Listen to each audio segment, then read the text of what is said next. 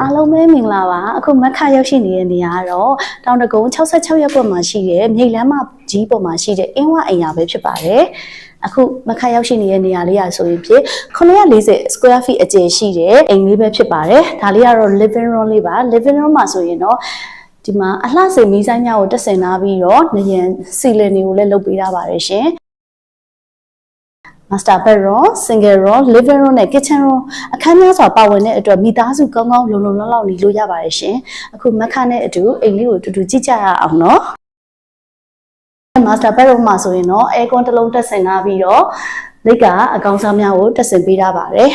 ကျွတ်ပါကေးကိုခင်းထားပြီးတော့မိသားစုလုံလုံလောက်လောက်နေရအခန်းကောင်းလေးပဲဖြစ်ပါတယ်ရှင်ရေချိုးကန်းအိမ်သားကွန်မွန်တန်နဲ့ကိုတက်ဆင်ထားပြီးတော့ရေချိုးကန်းအိမ်သားကလည်းအကျယ်ကြီးပါပဲကြွေပြားများကိုလည်းအပြည့်တက်ဆင်ပေးထားပါတယ်ရှင်မီးလိုင်းရေလိုင်းတလိုင်းချင်းစီကိုလှုပ်ထားပြီးတော့ breaker ကိုလည်းတလိုင်းချင်းစီလှုပ်ထားတဲ့အတွက်မီးရေလုံးဝပူစရာမလိုတဲ့နေရာကောင်းလေးပဲဖြစ်ပါတယ်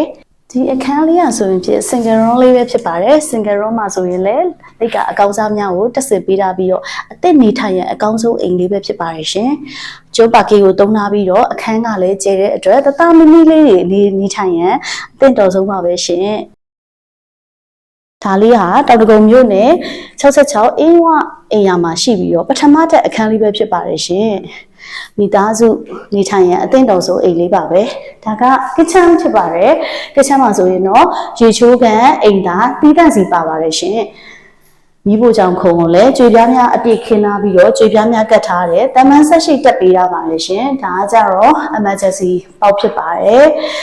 မိဖို့ကြောင့်ဆိုလို့လည်းအကျယ်ကြီးရှိတဲ့အတွက်ဒါမိသားစုလုံလုံလောက်လောက်ပေါ့နော်နေလို့ရရင်နေထိုင်ရန်အကောင်းဆုံးအိမ်လေးကိုခါရောက်ရှိနေခြင်းပဲဖြစ်ပါတယ်ဒီအိမ်လေးကိုဝယ်ယူခြင်းနဲ့ဆိုရင်တော့3600နဲ့မခစီမှာလာရောက်ပြီးတော့ဝယ်ယူလို့ရပါတယ်ရှင်